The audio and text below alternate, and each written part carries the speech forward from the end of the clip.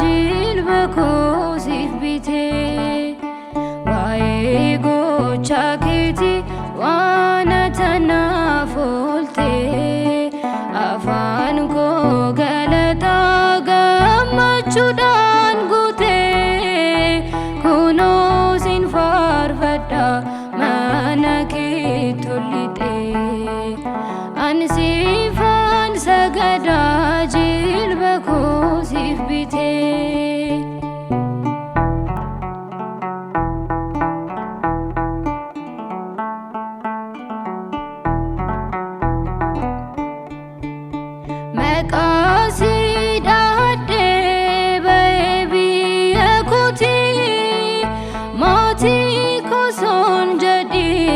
Kati jatiti gale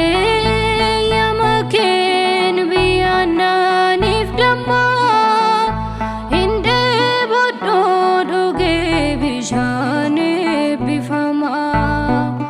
wae gocha keti wana tanafolte afan ko galata gamachudan gute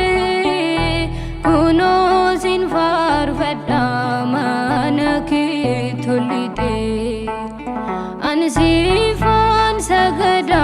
jilbako sif bite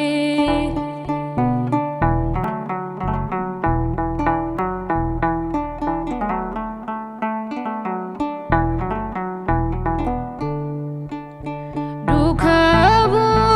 take arya chufkae gara damaskotis badisaf bobae Saul jachunafe Paulos taira Wangela ke labsu fidade khaira Wae gocha keti wana tanafolte afan ko galata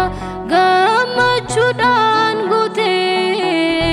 kuno sin farfada ansifan sagada jilbako sif bite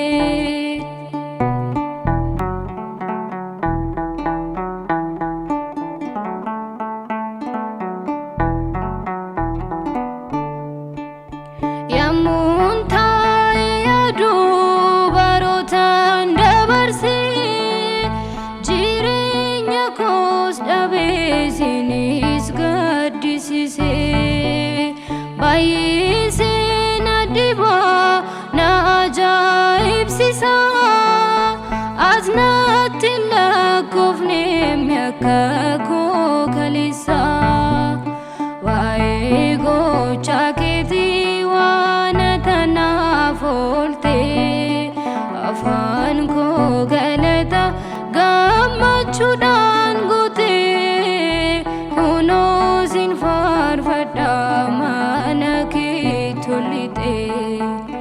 ansifan sagada jilbako sif bite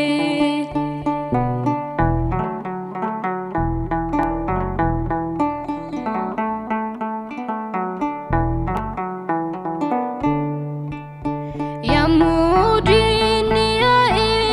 nanno koti marse albina rakai nakanu frorise navaste tagufta harkasani jala wanunduma dise ansin tajajila wae gocha keti wana tanafolte afan ko galatan gamachudan gute kuno sin farfada manake thulite ansifan sagada jilbako sif bite wae gocha keti wana tanafolte afan ko galata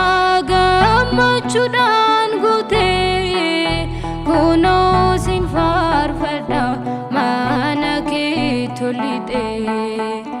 ansifan sagada jilba ko sifbite